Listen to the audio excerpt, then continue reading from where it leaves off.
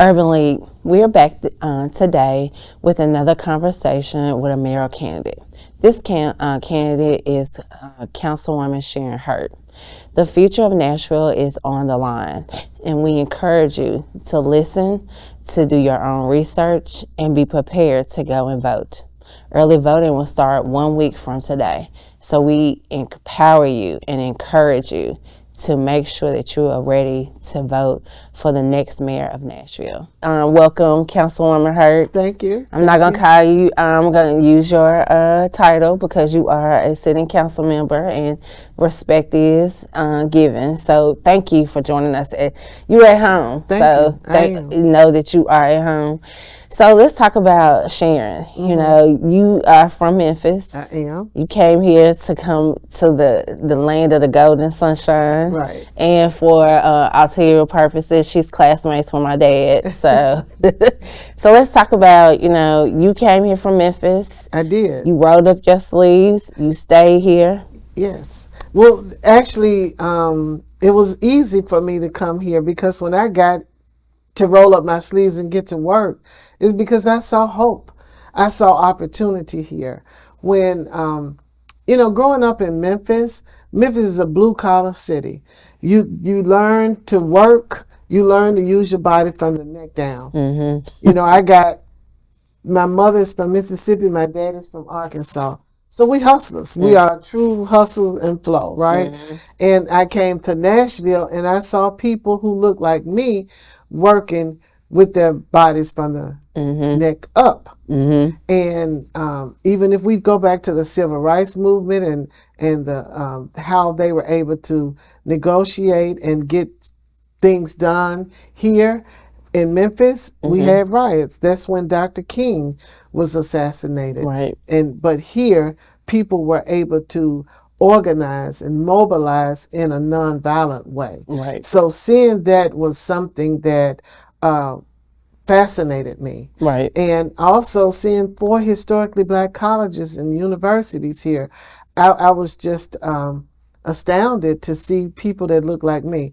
And, it's interesting because I lived in California with my uncle for 1 year when I was in the 6th grade. And I saw this type of progress, this type of opportunity and fortune. Right. But when I came back to Memphis, it was almost as if that was deflated. It was lost. And maybe it was lost, but it wasn't gone. Right. So when I saw it again, I recognized it. And ran with it. Ran with it. So you've been here, you a TSU alum. I am. And Belmont as well. And Belmont. So, all your education, higher education right here in this community.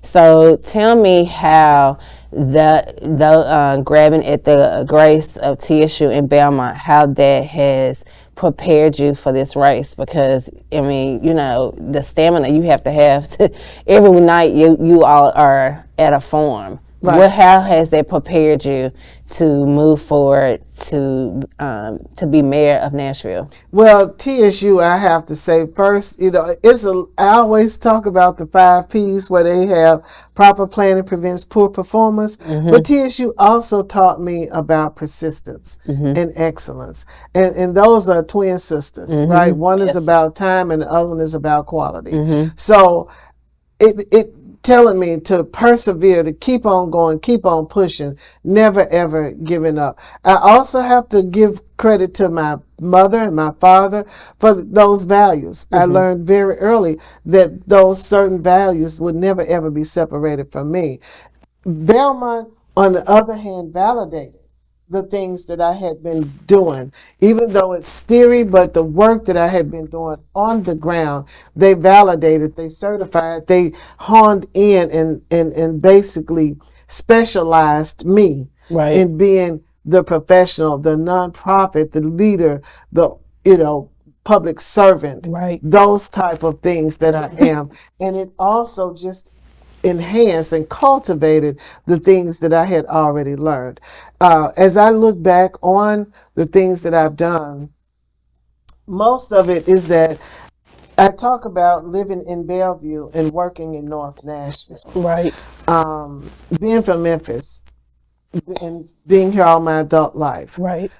as well as Tennessee State and Belmont. It's a duality, the tale of two Two cities, cities. and it allows me to see that. So the disparities that I saw happening in North Nashville were very prominent because I did not see them at Belmont. I did not see them in Bellevue, right?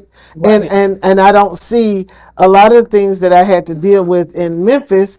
I didn't see that here. So me recognizing those things and focusing on that, I wanted it to be better because it seems to me that this is a perfect place, the balance that we need in order for us to get much further. We look at healthcare, education, and music. The black community is very strong in those industries, and Right. they are the leading industries for this city. Mm-hmm. So I think the contributions that the black community has made to making Nashville known, not only for the white community, but the black community worldwide. And it's for all Nashvillians. Right. So, as Mayor, when you talk about the disparities between North Nashville and Bellevue, name a couple of them and how you will work to turn those around because those are like, from 0 to 100. Well, so the system has been designed in order to create those disparities. When you talk about having grocery stores, I created a shuttle service in order to provide transportation for seniors because I also was on the board at Matthew Walker and saw that there was a disparity in diabetes, hypertension, so those health disparities Right. I saw. So I wanted to address those things. In my neighborhood, there's Highway 70 and Highway 100, Right. and they are probably 5 minutes away from one another. Right. We have a Publix on Highway 70, Yep. one on Highway 100. We have a Kroger down the street on Highway 70. We have a Kroger on Highway 100. So So the there are accessibility. 4 grocery stores in that community. Where here in North Nashville, we basically have the Kroger on Monroe. We got the Aldis, but based on the Publix. statistics, yeah, Publix. Publix is on Charlotte, right? And I know one is coming on Jefferson Street, but that's coming because the demographics of this community has changed as well. So the things that we were trying to get, I worked for Jefferson Street, they would not bring them because we didn't have the demographics, meaning that we didn't have the social economics in order to support the kinds of amenities that we needed. So talk about And the same thing with workforce development. Right. Is that this is the 37208 where most of the people here, we had the largest incarceration rate. So the social economics were different from what I saw in Bellevue. Right. But the opportunities were not there. Exactly. The schools were Right. different. It's more a residential than it is there's more things happening on this side as far as people gathering. We're closer downtown. We're right down the street from TSU, from Meharry, from Fisk, around the corner from American Baptist College. We're more in the what Downtown in the urban area, the urban core, Right. And now that if you look at the white flight when they were here and they moved out to the suburbs, about 56 years later, it reverses, and now they're trying to come back. 50 or 60 years from now, it's going to be the same type of thing. So just seeing how that happens and that occur, but for me, we can all coexist. We can bring that together. As I talked about the education, the music, the healthcare, that's what makes it different than any other city. Right. And we can benefit and utilize that similarly to what it is that Atlanta has done. Right. But we don't have the same population of black people in Nashville as we had in Atlanta. But nonetheless, we still can do it. Well, we can't have that same population. So, as you touch on that, that we also are College City, Right. and we are also losing our young people who have come here. They either come here for college, they come here for grad school, Right. and they're leaving. Right. As Mayor Hurt, tell us what you would do to retain our, people right here in this community to stay here, to start businesses, families, etc. Well, first of all, I've already done that because ma'am. I was a sponsor of equal business opportunity legislation that says that we have to give a certain number of percentage of contracts to minority, small minority, and women-owned businesses right here for any metro contracts, because there's again is a grave disparities. We've had disparity study after disparity study, Right. but nothing. This finally we got a little bit more meat Right. into this legislation. We're not where we ought to be, but Right. we're not where we used to be. So with that and all the economic opportunities that are coming with this stadium deal, I put the 25% deal in that as well. So ensuring that these young folks can flourish. Also challenging the Chamber of Commerce and all of these corporations that say that they cannot find talent. The mayor's office just a couple of weeks ago we had someone submitted to be on the Parks Board, a black, seasoned black gentleman. And the mayor's office saw him and his credentials and said, oh my God, how did we not know him? We need to put him on the planning commission. He would be great for that as opposed to parks. And that was their choice. And they didn't even consult me about it. But the thing of it is, they never... I was the one that submitted his name to be on parks. Right. Right. Right. So if they had come to me when the sustainability person, I recommended Thomas Sheffield to them for that. So they have not been intentional about finding people that doesn't look like them for Right. these type of opportunities. And so that is going to be my primary goal, because I'm that person. Right. They didn't come looking for me. When I went to work out to do things in the white community, it was me volunteering, me going to serve on boards, me going to do what it needed to be. They didn't offer me jobs. Right. I went through the Center for Nonprofit Management, so I'm that person. So I see them, I know them, I can relate to them, and I will go looking for them because the diamonds are in the rough.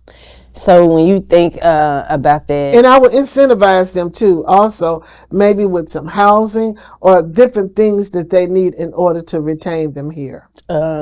What do you feel is the most pressing issue facing Nashville Davidson County?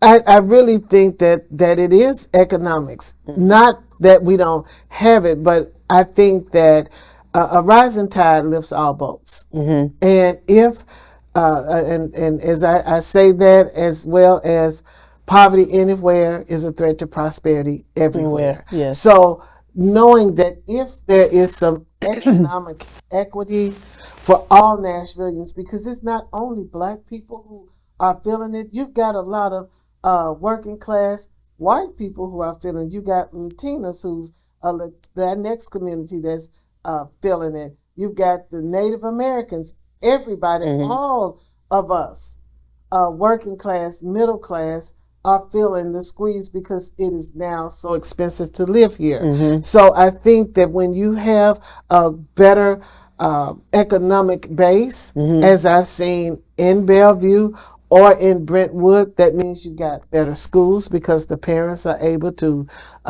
help fund schools and activities that they have there. So we have the money that we need in order to put in the places that we need them, and we just got to prioritize it. I think that that's been our problem, that we've not distributed those funds the way we should have. Right, for a fair share. Right. Not necessarily equally, but in a fair share. Right. So you talked about affordable housing. I mean, that is like basically, probably one of the top 5 issues that are impacting us here in Nashville. It is.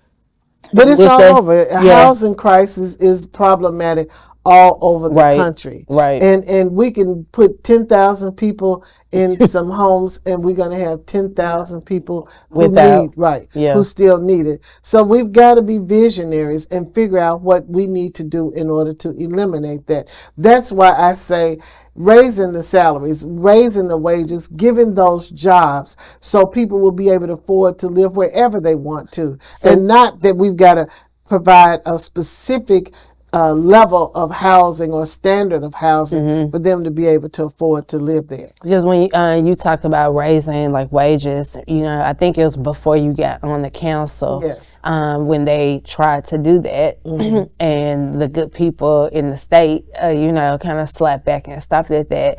So talk about how you will also, I mean, because you know, it is an issue that impacts us, how we work with the state. Right. How does that impact? But also too, when you talk about how that impact working with the state, and that how the state has impacted us, but also impacted Black people, because that has also been a challenge, and I don't think that we really dissected that conversation fully about how what they've done to us that can impact black and brown people. Well, you know, that is really a good question for me because I feel directly impacted and attacked in some ways because the issues that we've had with Tennessee State University, my beloved alma mater, the fact that they have done the things that they have as it relates to women's rights, and I'm a woman, and I believe that women should have the right to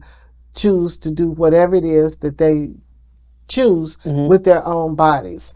I work at and lead Streetworks, which is an organization that focuses on prevention, treatment, and care of individuals who are infected and affected by HIV and AIDS. So the anti-LGBTQ, and then for them to take away funding for prevention of people who have substance disorders. You know, I think that is the all of it is directly impacting because I am there with those people every day. And to me, you have to get to the root of it before you can get to the fruit of it. Whether it's mental illness, whether it's the risk of homelessness, all of those barriers, unemployment makes it even more difficult for them to get the kind of life or quality of life that I saw when I came here, and that hope. That's why we've got to restore hope and prosperity on every block, in every community, in every person. The crime that we see, these kids don't have hope. You know, they don't. It is like, I don't care. I'm going to get, you know, and by any means Is necessary. necessary. So when you talk about the young people and crime, do you think that, you know, our crime has increased because of them being out of work? Or Of course, a it's out lack of work. of It's the opportunities? lack of opportunities, lack of investment in them. So going back to what we'll do with the state, first of all, we got to sit down and talk. We got to communicate with them and say, listen, this is what's going on, because a lot of times we all are looking for the same thing. Everybody want to feel safe. And I get that and I understand that. I was watching this morning, CBS Morning, how they, this Republican representative out of North Carolina, I can't even remember his name, and Cinema, I think she's out of Arizona, and another one, and they did pass some gun laws that they felt like, or they were able to sign on to President Biden's bipartisan law when it comes to that. And they've seen a reduction. And of course, they are still focusing on mental health. And we do know and understand that mental health is a part of it. It is one of those issues. But we also know that people are angry. And that's an issue. But because they're angry doesn't mean that they have mental health. We know that there's domestic violence. That doesn't mean Which that, we're huge for here in the state of exactly. Tennessee. So all of that, but the common denominator in each one of those categories are guns. So, or is a gun. And I think that we also have to look at the kinds of guns that are being used. So I think those common sense gun laws would definitely be helpful. I think having some red flag laws would be helpful. So I think we have to be relentless and in challenging our state. I think we've got to build relationships with surrounding counties. All of that will be necessary. And I tell them all the time in those forums. Now I'm going to try to go and talk to those legislators, the male legislators. If I can't talk to them, I'm going to talk to the wives. Hey, well, some strategy does need to be applied as to how our city is approaching our state legislators. Right. And let me just say this, okay, because of the state and what they're doing. I see a difference in men and women. Men understand power by doing powerful things. Yes, ma'am. Women just understand power. Right. And because of that, we don't have to do big things in order to show the power. What we do is get those things done. Mm-hmm. Quiet behind doing, just making sure we get it done. Pretty much the things that I've done working at Jump, I've just done it. Not that I'm trying to make a big deal of it, but just trying to address the disparities that I see. Right. People not coming over to Jefferson Street to shop at the businesses. Why not? Well, let me have a jazz and blues festival and bring people over here so they can see that this is a great place, so they can feel the spirit that we have here. Mm-hmm. Those are the kinds of things that I think you never hear the sun come out, but it's powerful. That's right. You know, so it's that kind of approach and impact that I will make as mayor. I've transformed this community, transformed 2 nonprofit organizations, and I've transformed hundreds of people along the way. So you talk about, in being mayor from a regional standpoint. Yes. I mean, I'm a lifelong citizen. I'm Nashville native, but I don't, now we really are having an impact on what's happening in Middle Tennessee and the surrounding counties. So talk about working with the regional mayors and what some of the things that you would like to work on that will have a vast impact right here in Nashville. Well, before I became a council member, I worked on the regional transportation committee with the Metro Planning Organization. Right. And of course, that is definitely one thing that we have to work on. I told them back then in 2012 that I think we needed to have a toll booths in order for people to come in here, because people come here and work and they leave and they pay their taxes in those communities to build those great schools. Mm-hmm. And I didn't even realize that one of the persons that I was talking to who was on Metro staff lived in Williamson County. Mm-hmm. But there it was. To charge them as they come in. Yes. I mean, that's what that we do. But well, now, I think that's what's happening with the new plan, the Transportation Act that was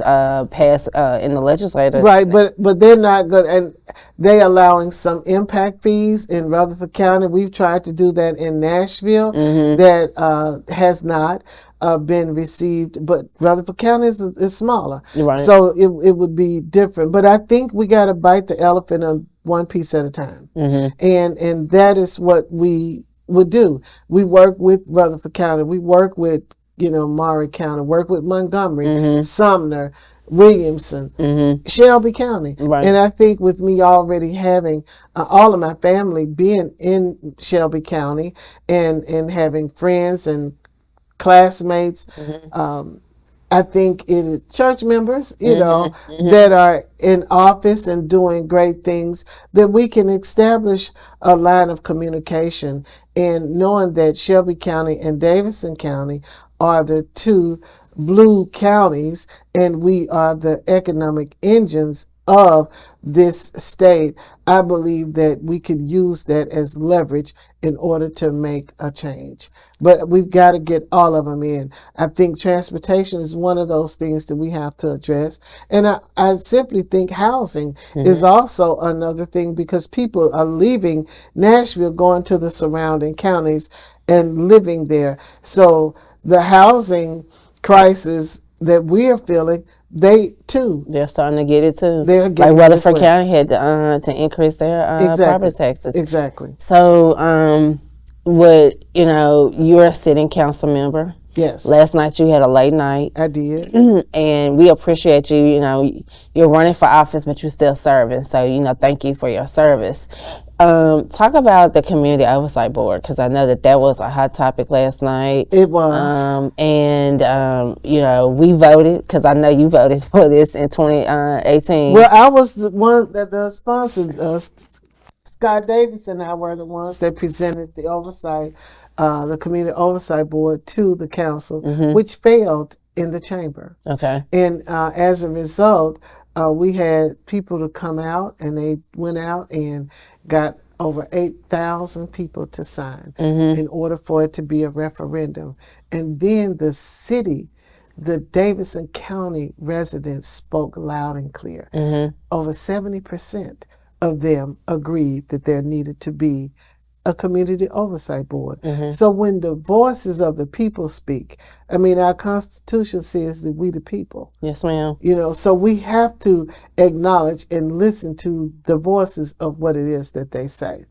And to me, with the state stepping in and canceling that is an overreach. I think it's the greatest form of hypocrisy, because they tell the federal government that they cannot come and interfere with what they're doing at the state level. So why would they then try to come in and do what we're doing at the local levels? I think it's hypocritical at its worst. I think also the Community Oversight Board was the most effective experience that I had on the council when we worked together to ensure that that board was diverse, not only racially, but gender, and as well as those who just were LGBTQ. I think that we have to acknowledge we're the most culturally diverse city in this state. The culture has changed, but the politics have not. And it is time for a change. And I know that I am the change that this city needs at this time, because what they need, I have so much of it to give. Because at the root of everything, I think, is love. You know, Cornel West says that you can't save the people if you don't serve them, and you can't lead them if you don't love them. So I think at the root of it, if you love people, then you're going to go and address this housing issue that they have. If you love people, you're going to get to the bottom of what's going on with the crime. If you love this city and you love people to do, because it's one thing to be an executive, it's one thing to be a nonprofit leader, it's one thing to be a legislator, and it's another thing to be a mom.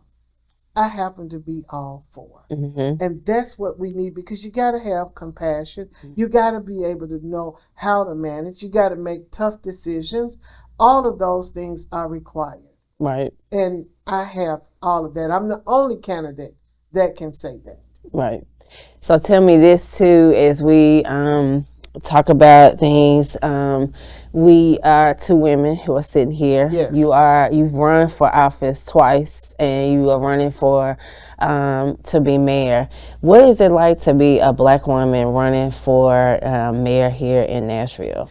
You know what? I came here to Tennessee State University with the dreams of being an executive secretary for somebody. Nashville gave me the hope and the opportunity for me to be a formidable candidate for mayor, to run this city. It is absolutely amazing. I have 13 great nieces who look at me and see the humble beginnings. I mean, I didn't know they were humble when I was there, because I mean, we were doing better than most people on the block, right? But it was humble beginnings. I mean, I didn't know that I was poor. We just wasn't poor. Right. Okay. And for me to be able to show them that there's nothing that they can't do, nothing that they can't be, and they can truly reach. This is tangible. They see it in real time. You know, while I may have heard those same things, there were barriers, there were issues that prevented me from being those things. The system was designed to dismantle the opportunities for me. There were redlining. There was lack of access to things. They have access to a lot of things now. And being mayor, being vice president, I look at Ruby Bridges, who was 6 years old. And when she was 6 years old, and I was 3, when she was integrating the system, the school system in New Orleans. And if that little girl could go through all the things that she went through in order to make a difference, then how dare I not take this opportunity that's been given me to make a difference in the lives of others. It's not about me, but it's about others. And not only just black people, but the progressive, the white community that want to do and be. Women have been oppressed. You've got disabled individuals, veterans. You've got people that's gone through so many things that have been disenfranchised and marginalized just because they choose to love someone differently than who I may, right? And to let them know, in spite of that, when you look at the council at large races, we've got Asian, Hispanic, transgender. You've got black, so white. many people that are running. So for me to see that, they see how culturally diverse, they see the opportunities, they see the hope, and they have the belief, as I do, that every person should be treated with the respect and dignity, whether they're the secretary or the CEO, the janitor, all of that. Here in Nashville, dreams come true. That's why people come here, whether they're a student, a musician, a songwriter, or an executive. Do you think that there is a microscope on Nashville? Oh, absolutely. That's why we've got to shine. That's why we got to show them that we are definitely a major league city. You know, I think that they say that the best offense is a great defense. Yes. And I think if we show them the sweet success of doing all of the things that we set out to do is the way that we win the game. That's the way that it all unfolds. And we can be the trailblazers. When they look at us on a microscope, we can help transform other cities. You know, because just like we look at Austin and Charlotte and Denver and see, you know, the best practices and the things that they have going on, they are looking at us. You know, I served as president of the National Black Caucus of Local Elected Officials and had a conference here last year. And when I tell you that 500 elected officials, black elected officials across this country came to Nashville, they are still talking about what they learned, how wonderful of a conference it was. And one of my colleagues on NBC Leo actually just had Alicia Haddix from the Housing Fund and Dr. Troy White from MDHA to come to their council and share the vision for housing and the things that we're doing right here in Nashville. So even though, you know, a lot of times you look at it at how things are bad in your home, but you don't really realize how good you have it until you get out there to see how bad others have it. So I think that Nashville is doing great things. We're setting the trail on so many different levels, and I think we need to keep on doing that to show those who are looking at us in the microscope to see us fail or to see things go in a different direction, and we'll just keep flourishing. So, as we come to a close, I give you this time to make your appeal to Nashville. Well, you know, basically, I have already done that and talked about the fact that I am an executive, I am a nonprofit leader, public servant, I'm a legislator, And trust me, there's good and bad legislation, but I always look at legislation and how it's going to positively or negatively impact the people. I'm about people, preservation, and prosperity. And I am also a mother, so I have the compassion. You got to have a tough mind and a tender heart. And that's what I have. And I'm a courageous one because I stepped out there before the mayor decided that he was not going to run because I know that this city needs to change. Nothing changes if nothing changes. And I'm the change that this city needs.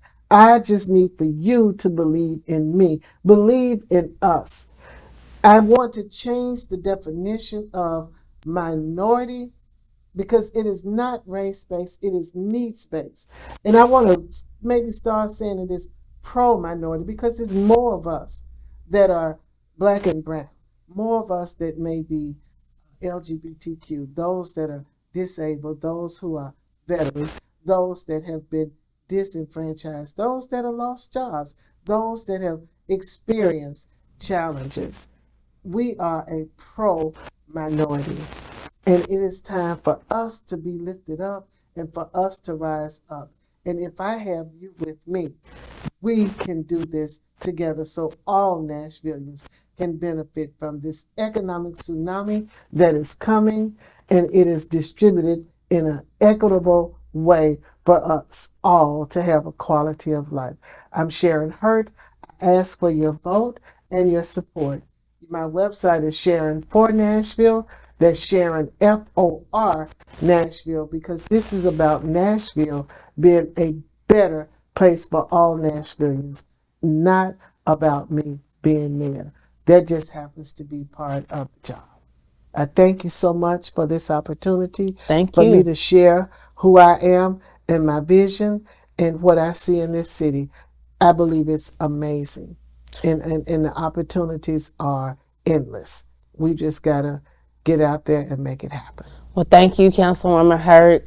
Nashville, remember you have to go and vote early starting Friday, July the 14th through July the 29th. And election day is August the 3rd. Thanks. Maybe I should put that on there.